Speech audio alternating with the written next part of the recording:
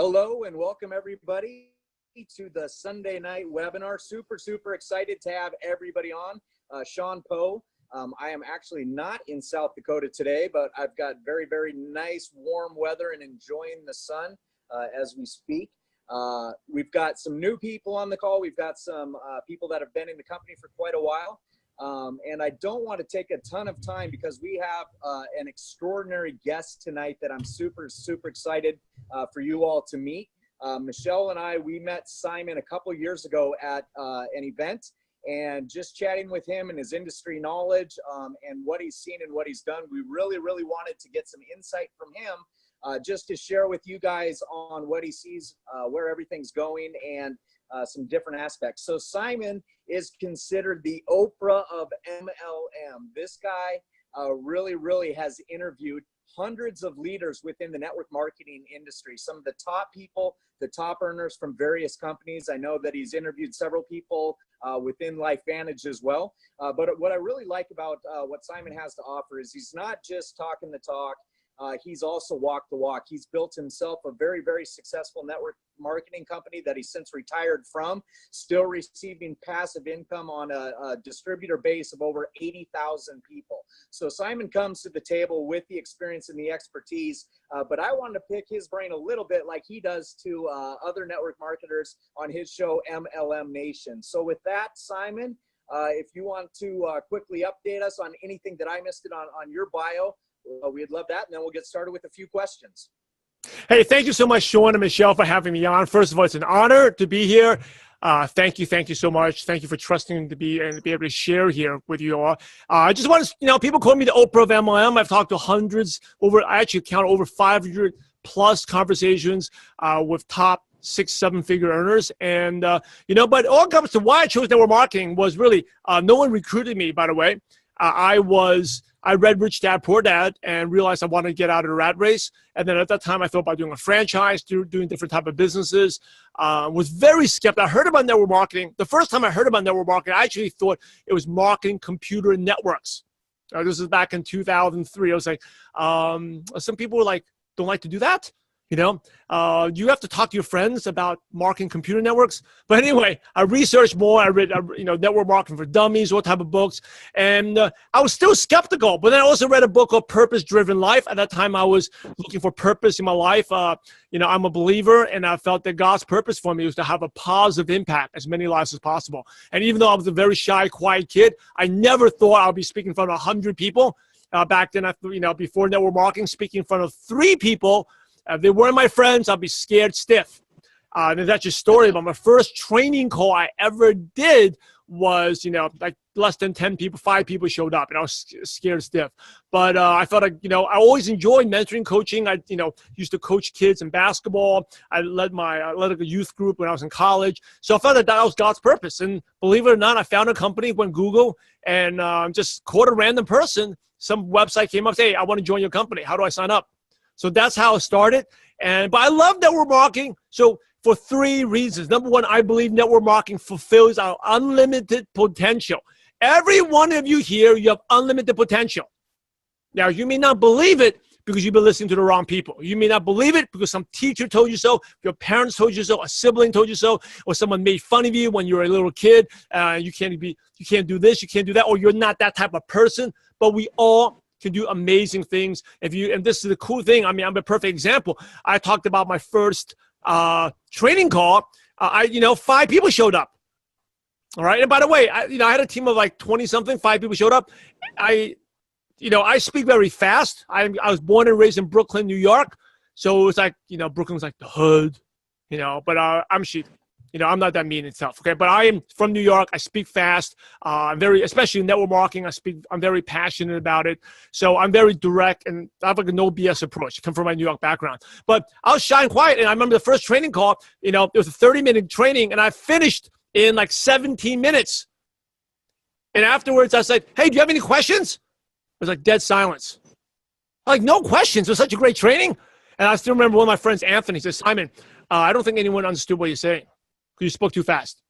So anyway, I've come a long way since then. I still remember that training call. I was doing the business part-time in the backseat of my Toyota 4Runner in the middle of a basketball game, and I was doing that call. But number one, network marketing allows us to fulfill our unlimited potential. Number two, network marketing allows us to give back more to the world. So, and I'm going to talk about it. Sean's going to ask me what the qualities of top earners are. And a lot of it's a bigger purpose. Network marketing allows us to give back more. And number three, network marketing allows us to be better parents. I think for me, it's very, very important. I have 3 boys. And even if you don't have kids, allows us to create a legacy, because you're going to take what you learn in this business. A lot of it's your mindset, your approach, communication skills.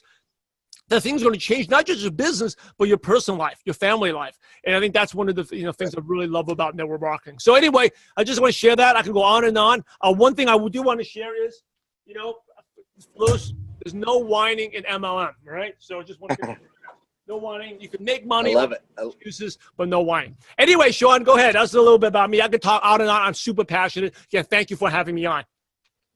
I love it. And we're very appreciative of what you're doing for the industry and highlighting people across the board, regardless, which companies that they're with. But tell me, you ask people a lot what their favorite success quote is and some books. So, what would you say is that success quote for you that drives you? You're starting out with the hard ones already. Okay. So the success book, the favorite book, number one, I thought about this, is the Bible. All right, because whether you're a believer or you're not a believer, you can see all the new personal development out there. It all comes from the Bible, which is, written, 2,000, 3,000 years ago. It is timeless wisdom.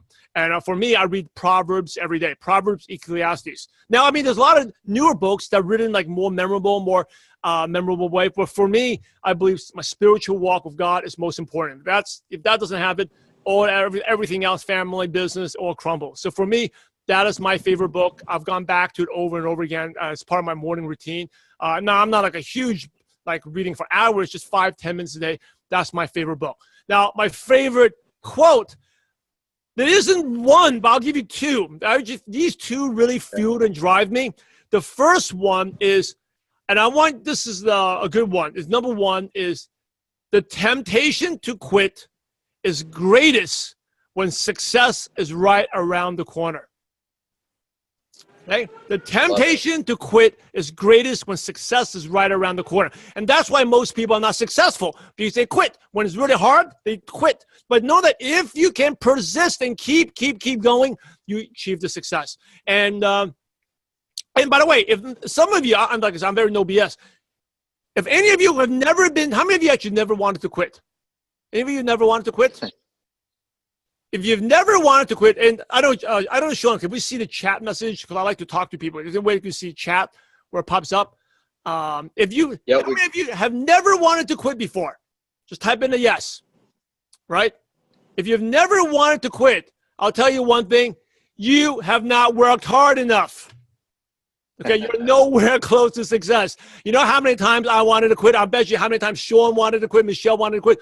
But it's when you keep going, that's when you have the success, okay? And I'm seriously, when this business sucks, it's terrible, it's miserable, it's stressing you out, you're getting overwhelmed, congratulations. Maybe some of you feel this way right now, okay? If you feel that way, congratulations, because that means you are closer to success. So I don't, Sean, I just started seeing someone else's screen here. I don't know why. Yeah, I'm going to, Irene, if you can stop sharing your, there we go. We should be back on you. All right. So, hold on, let me exit you. There we go. So if you haven't attempted to quit, you haven't pushed yourself hard enough. You got to really go, right? And you do want to quit, just keep going. And it's just something that motivates you. Most people would quit, but because you don't quit, that's why you're going to be successful. Which leads to my second quote. This is from, by the way, the first one is from an ancient Chinese proverb. The temptation to quit is greatest when success is right around the corner. And I can share everything from my time I went to Malaysia. I was going to give up that market because our company could not get a DSA license, a direct selling license there. I spent like a year there. I was about to forget it. This is not worth it. I'm going to pack my bags and go home. I really just going to think, I'm going to forget this. First time in my life, I'm going to quit. Just when I thought about quitting, the company finally got a license, and that was my big break. I hit basically full-time income. Same thing out in MLM Nation. There was a time, you probably all know about MLM Nation. There was a time 3-4 years ago, things were not going so well for us. I was basically the only thing that was paying my bills was my MLM residual income. Starting a coaching company was way, way harder. I was thinking about, oh, this isn't worth it. Let me just go back. But boom, and then the podcast came up, and then everything was. So the temptation to quit is greatest when success is right around the corner. My second favorite quote is, this comes from the former Houston Rockets. And by the way, anyone out in Houston, I hope you all are doing well from the storm. Okay, I hope you guys are okay. But this is a former Houston Rockets, Rudy Tomjanovich.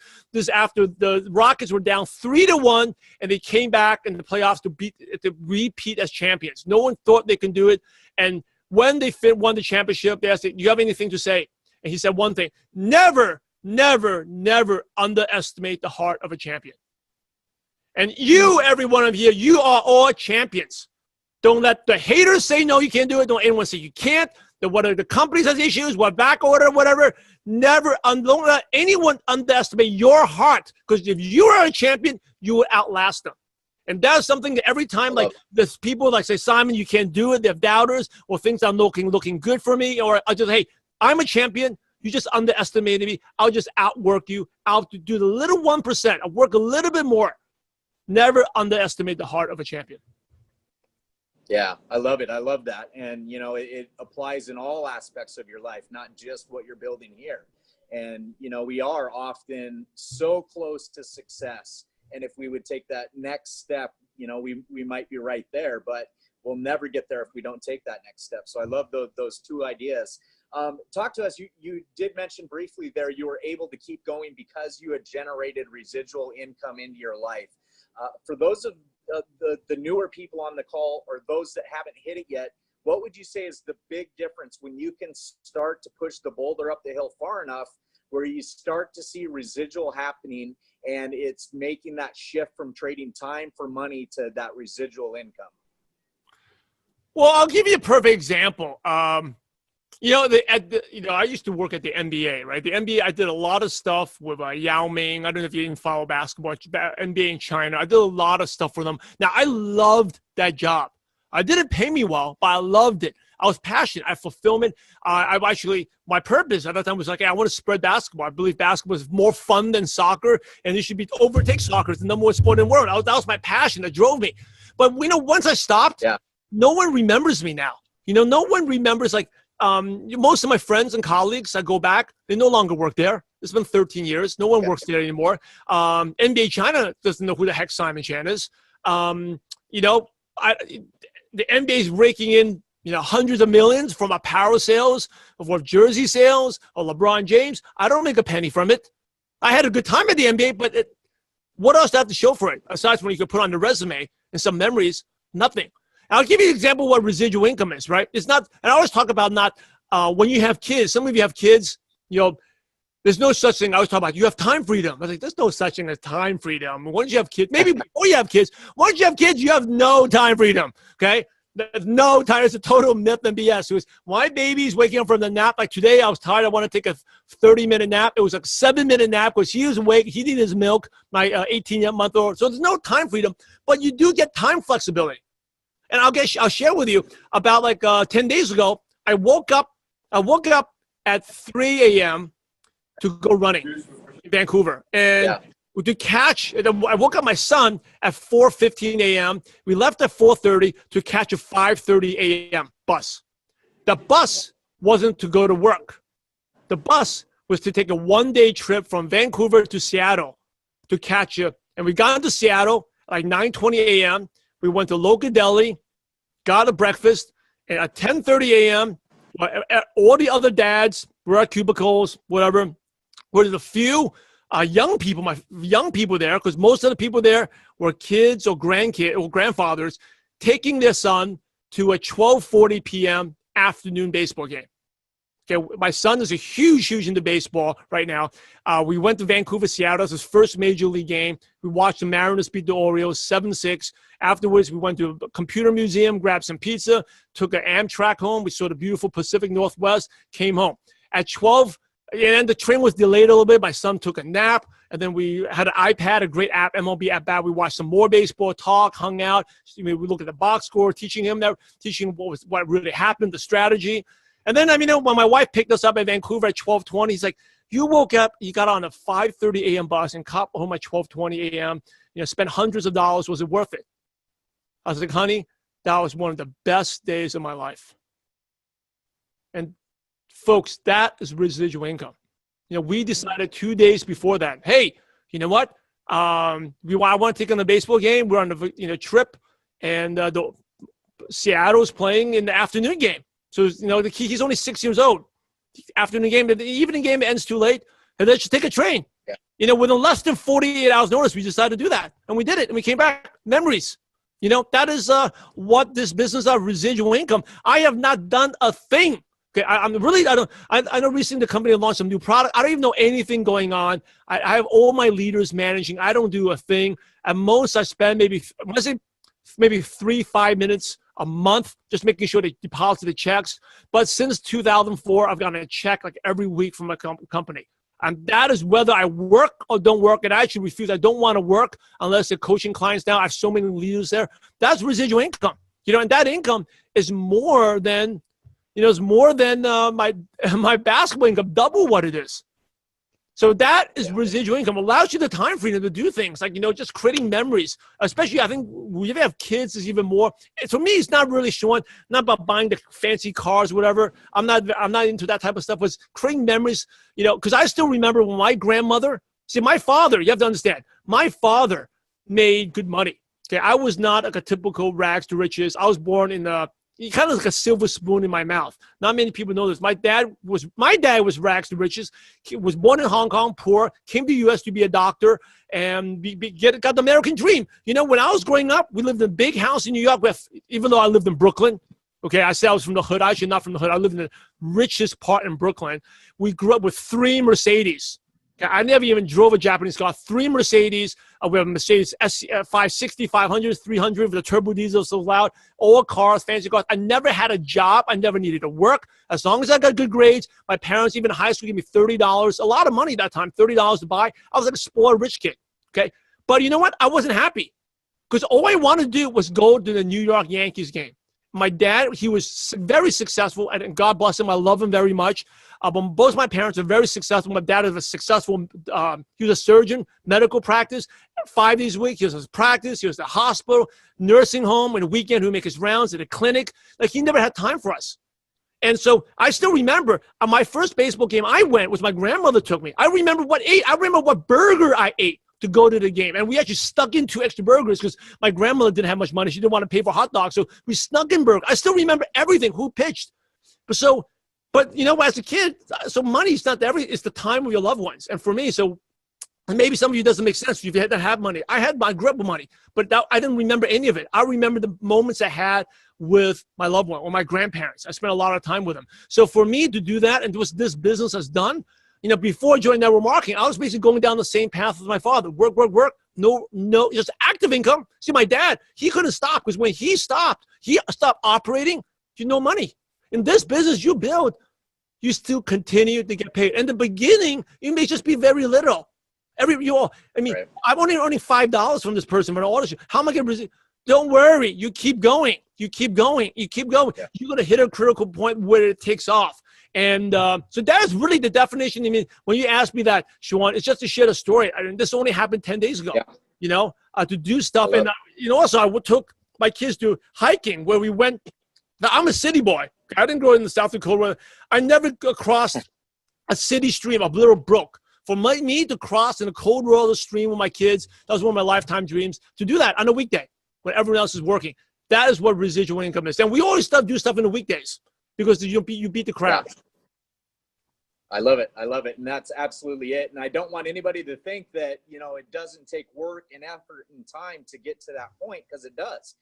Everything that's worthwhile in life, it takes energy and effort, and you have to sacrifice. And that's sometimes what people don't see behind the scenes once people get to a certain level, is the sacrifice and what happened up front before it hit it. It is not overnight success. It never is. And it's all of the activity and the action that led up to it that allows you that freedom and flexibility down the road. So you have that choice, are you going to put in the effort or aren't you?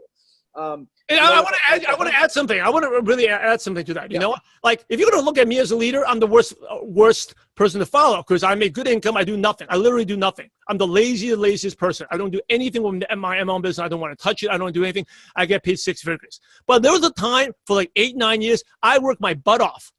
It was my life. That's basically 24/7. That is all I did. And here's something I think what trips up. If you're new, you really got to pay attention. Even if you're on the second year, third year, and you're stuck, you have to understand when you are in a great company like LifeVantage, you're an entrepreneur. You're a business owner, right? And you will get underpaid. See, people ask, what's the difference between a job and a business? This is the best way to explain it.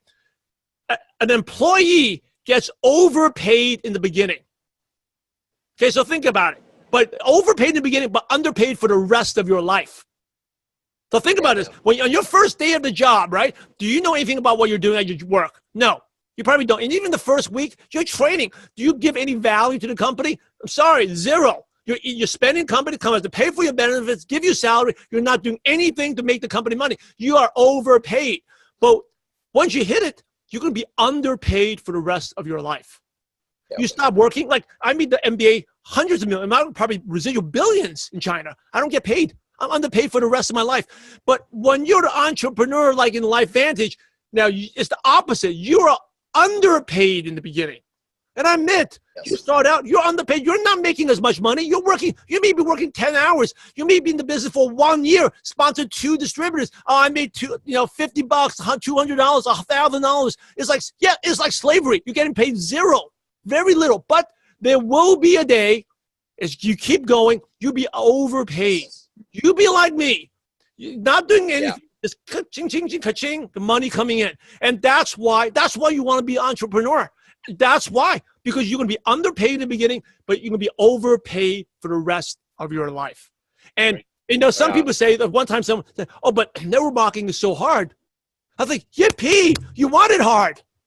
You want it because you're going to grow. Don't worry about hard. You'll be able to do it. You want it hard because most people are not going to do the work. So that's why you make a lot of money. See, sometimes I wish it was easier. Right. You don't want it to be easier because you know what's easy? Welfare is easy. How much does welfare pay? It pays really good, right? Welfare is easy. You want easy stuff? Pumping gas at a gas station. That's easy. You want to get an easy job? Do you know what happens to those people? What income they make? You want network marketing is hard for you? Great, because you can get even paid more. But just remember, you'd be underpaid. You'd be underpaid in the beginning. I was underpaid for 2.5 years. I was working my butt off. I got like maybe at most I was making 50. I think the best year was 60-something thousand a year. Underpaid for the amount of time I worked. But now I'm overpaid. I don't do anything. I get paid a multiple six-figure income, right? So underpaid at the beginning, but overpaid the rest of the month. Never, never, never forget that. Yeah, and that was absolutely one of the best advice I got from one of my leaders here in LifeVantage, Stu Brody. He told me that. He said, it's going to seem like you're drastically underpaid at the beginning, but if you work it long enough and hard enough and do the right things, follow the system, there's a tipping point that happens that you'll be so drastically overpaid it's not even funny. You wouldn't believe me if I told you. And that always stuck in the back of my head. And I want people to really understand that what you were saying was after an 8 or 9 year period of hitting it hard, it gave you the freedom to choose how much you work your business, right? After 8 or 9 years. And we have people coming in and after 6 months, they want to walk away. Okay. If you really, really want it, if you want to change your life, put in the effort, the energy, follow the system, right? Because that's when you're going to have the success. So can you give us maybe 1 or 2 common threads that you've seen among successful leaders across the industry? Yeah, I'm going to give you a couple. Okay. So people I've talked to, and I'm going to talk about like the 7-figure earners. The people are making, I always say, over $500,000 to 7-figure earners. Number one is they have a big vision. Okay. They have a big vision. They don't just see that I'm going to make a lot of money to pay the bills. I'm going to make a lot of money to get out of debt. It's way bigger than that because that's not very inspiring. I just want to make a lot of money to buy a new car. It can motivate short term, but they're a big vision about impacting the world. I'm going to talk about like making enough money so I can start an orphanage for kids in Indonesia, for example. I want to make enough money so I can donate 10% of my earnings to give clean water out in Africa. Big vision. I'm talking about big vision. Not like tiny big vision. Big vision. We can all make an impact. Big vision. Right? That big vision. And network marketing is a vehicle to allow them to achieve that vision. That's number one. They just think, oh, I'm going to pay off some debts. I hope this is going to work out. That's number two. Then I'm like, I'm going to give it a try. I'm going to hope it's going to work out. You know, if you're going to give it a try, it's not going to work out. You might as well quit.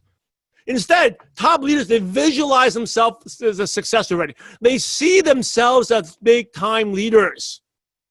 Okay? They see themselves. So what do I mean by that? So even when I was first starting out, there was a time when I was making $100 a week. I saw myself as making $6,000 a week.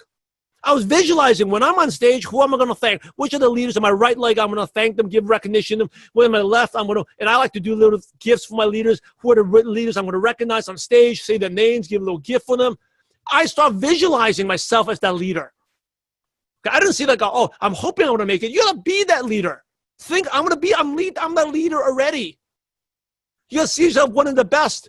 To visualize, and that's like true in not just in network marketing, in all aspects in life, in sports, right? If you look at the fight last night, I mean, I didn't watch the fight, but it was a big fight like McGregor and Mayweather. You know, McGregor didn't say like, I'm hoping I'm going to be a boxer. He's not even a boxer. He just visualized, I'm going to be there and fight the best. Came out of nowhere. You gotta be before you start seeing yourself as the leader, and all of a sudden you can start acting like that person. See, what happens is because this business is gonna beat you down. This business is gonna beat you down when 5 people said no to you, and you still gotta make a phone call. You know what I would do? 5 people said no to me, I'll be like, I'm a leader. I'm a leader like Sean Poe. Sean Poe, what would Sean Poe do if you get 5 rejections? She'll make a next call. So I am like Sean Poe, let me go make another phone call. I don't feel like going out there tonight. The storm just happened. I got to go out there and meet another person in a coffee shop. I'm tired. I'd rather just relax and watch some preseason football. But what was Sean? I'm like a leader, like Sean Paul. What was Sean Paul? Sean will go out there and meet that person. All right, let me just go do that. I did that. You got to visualize and be that leader. Start acting like the leader. Start acting like what Sean and Michelle do. And before you know it, you're going to get the results. You got to visualize and see yourself as the leader. Number 3. Successes, and this happens at events. We're talking about the importance of going to events. You see a person like Sean and Michelle. Wow, they're so good. It could be 2 types of distributors. They're all like sitting there. They're all screwed up. Okay, you can say, I'm screwed up. They may have bad marriages. They may be in debt, credit card debt. They have no money. They're all both screwed up. One person's like, well, Sean and Michelle, but look at them. This person starts seeing differences. Oh, but I live in a crappy neighborhood. Sean and Michelle, they're so pretty. Michelle's so pretty. They're so good looking. They live in South Dakota. It's cheaper to live there. I live in California. It's so expensive. I have more bills. They start seeing differences, and they talk themselves out of being successful. While a different person, that person may be all screwed up, but see, wow, if Sean and Michelle can do it, I can do it. If they can do that, I can do it. If they can learn, I can learn. I can do that. That's the difference between successful and not successful. Never, never, never say, I'm different. My situation. But you don't understand me. My family, if you say that, I'm different, you lost already. Successful people, they say, hey, if that person can do it, they'll find some type of similarity. They'll be like, oh, Sean and Michelle married? Hey, I'm married too. If they can do it, I can do it. They're young like that, I can do that. You start seeing similarities. So any top earner, with Stu Brody, or like a Rachel Jackson, or Karen Korendicki, you see them, don't look at differences, look for similarities. How are you similar? If they can do it, you can do it. And don't ever say your situation is different, or you have more problems, because everyone has problems. But they can do it, you can do it. Number 4, top earners, they think long-term. Okay, they think long-term. They don't think, oh, this is like a 6-month game, a 6-week game. Let me try it out, talk to, that's a hobby. They think long-term. I'll give you a best example of a long-term. This is a person that it's earning $200,000 a month, $200,000 US a month in network marketing. He was on a tour of like 17 cities in 23 days in the US, building his business. It's no joke. 17 cities in 23 days, 1-day meeting, fly out, 1-day meeting, fly out. Last day before he flew back, he's flying back to Australia. He came from Montana, flew back to LA. He had like 2 hours of free time. He still met with me for 90 minutes at his hotel. He came straight from the flight. He didn't even check in to the hotel. He actually just checked in, dropped his bag, went down to the lounge bar, and met with me for 90 minutes. Now, he knows Simon Chan is in doing MLM Nation. I have zero interest in doing any MLM. zero interest. But he doesn't think, oh, Simon's not interested in joining, I don't meet him. He's thinking maybe 15 years from now, Simon Chan may join. Or Simon may know someone that joins. Or maybe 15 years from now, Simon's son wants to do a network marketing company. He may think of me. They're thinking super long term. Most distributors think, oh, you're not interested, you're no good. No. Successful people, they build relationships. They think long, not just days or months, years, decades down the road. Two more things. Successful people, they're very anal about the time. They schedule and plan out their days. They're not like, what's going to happen tomorrow? Well, Monday tomorrow, what I'm going to do? Let's see who I'm going to call. No, they know who they're going to call. Sean knows who they're going to follow up with. Who is he presenting with? He has it probably down for the week. Actually, on Sunday night, you should plan out your week. Every single person you're going to call and you're going to follow up. If you don't have anyone to call and follow up, they have plans that I'm going to go somewhere to meet people. Maybe I want to go to this Facebook group, find 10 people. I'm going to go to a bookstore, meet 5 people. Go to this mall, they have a plan. If you fail to plan, you are planning to fail. Write that down. If you're failing to plan, you're planning to fail. All top earners, they have a routine. They're planning things out. The last thing is top earners, these are for the 7-figure earners, they all have a coach. Okay, they have a coach. They either hired a coach or someone that's not directly related to them on upline, downline, just to take things to the next level. Because sometimes they outgrow their uplines, outgrow their mentors. They hire a coach, do something. Or something. It could be someone that is in their same company, but cross-line. Like a leader, and most of the time they pay. You can pay or not pay. Like I know one of my friends, he was in a crossline leader. He wanted to be mentored. The mentor said, "I'm not training you for free unless you come out here. Come to my." He tells them, "Come out to every Saturday morning. Come to my house at 10:30 a.m. for 1 hour." They say, "Cool." Except the problem is he lived 5 hours away. But every Saturday morning, he woke up at 4 a.m., left his house at 4:30, drove the 5 hours, and got to his house by 10:30 a.m. for 1 hour, and he drive 5 hours back. You got to learn from the best. So anyway, Sean, that's a little bit of main things of top 7 earners and how they're different. I love it. I love it. And that's really the thing is we don't want to have to reinvent the wheel. We don't want to have to do things that nobody else has done because we already have people that have proven what works and the path that you can take to have the same success that they had. So, that formula to success is shown over and over and over again. You just have to put it to work for you. So I know we've gone a little bit over on time. The last thing, if you could touch on real quick for everybody, Simon, is the importance of events. How have you seen that across the industry to help build belief in a person? Yeah, I want to add one more thing too. I'm talk about because you mentioned coachability. Someone actually, one of my insider members, coaching members, asked me this question. Was that how did she actually? This is a potential coaching client. It was a referral. She asked me, how do you know if network marketing is for you or not? I was like, what do you mean? How do you know if network marketing is for me? And I was like, hey, you lost already. That's not the question to ask. The question is, what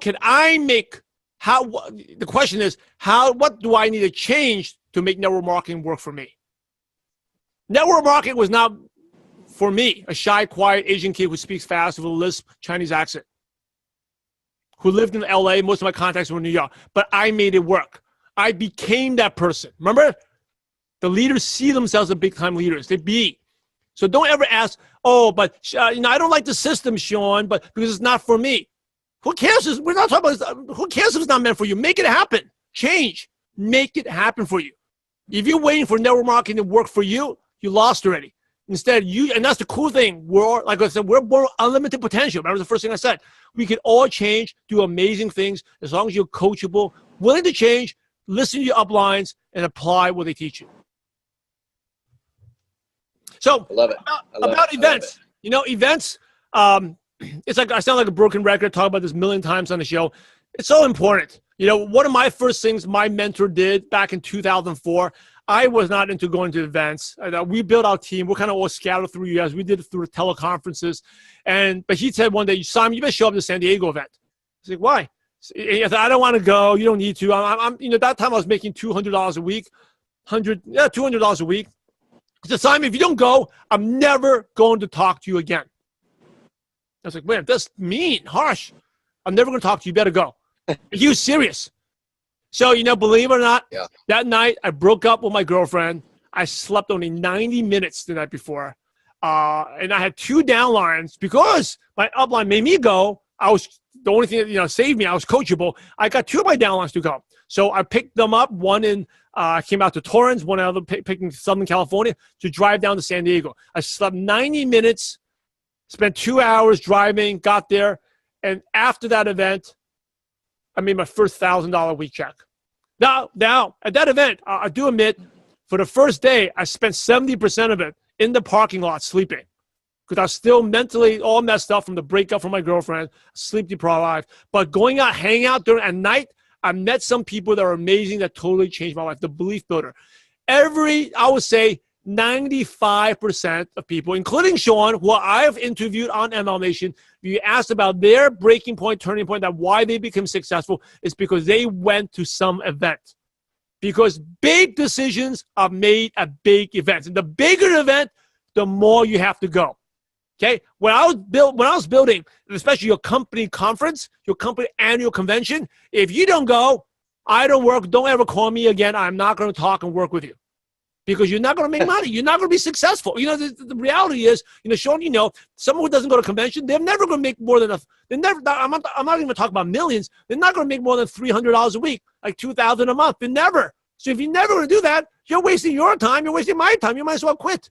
And then later on, I even filtered out. When I sign up someone, you better make a commitment to go. Otherwise, I won't even sign you up. I'll give it to someone else to sign up. I don't want to waste time with those people.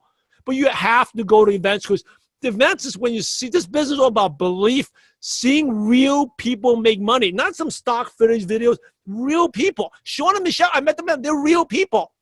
I mean, I try to punch him, he'll flinch. He's real, he's human. You pinch him, he'll hurt. They're real. These are real people just like you. We eat, we sleep, we go to the bathroom. They're making it happen. And you really learn so much at the event. So big decisions to make a big event, you have to attend events. And the more events, and even as a leader, you're driving, you got to get your team to go to events. If you're going to your first event, you have 1 downline, don't just go by yourself, go with your team member. You got to get people to events. I love it. And I really want to have people recognize that, Simon has taken time away from his family, other things that he could be doing to just give us a brief, viewprint from somebody else that is outside of LifeVantage. And, we've gotten to know him, like I said, over the last couple of years. We truly appreciate your willingness to just help the industry, put us a little further ahead on the roadmap, and, shine a light and be truthful with people, right? Tell people. And the reality is this can be as great as you want it to be, as you want it to be. Those choices are completely up to you. And I want to let you know, I got a few texts in just saying how wonderful listening to you has been. One person just put in, every word is gold. Can't wait to listen again with the playback. So Simon, we truly appreciate you. From Michelle and I want to thank you for being on tonight. We appreciate you a lot.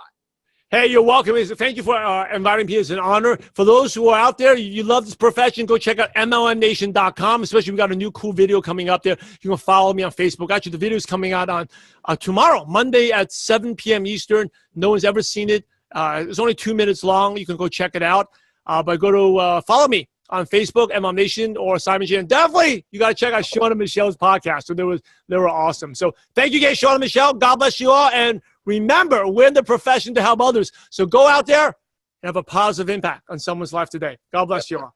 Good night. I love it. Thanks, Simon. Have a great night. Tell your family thank you.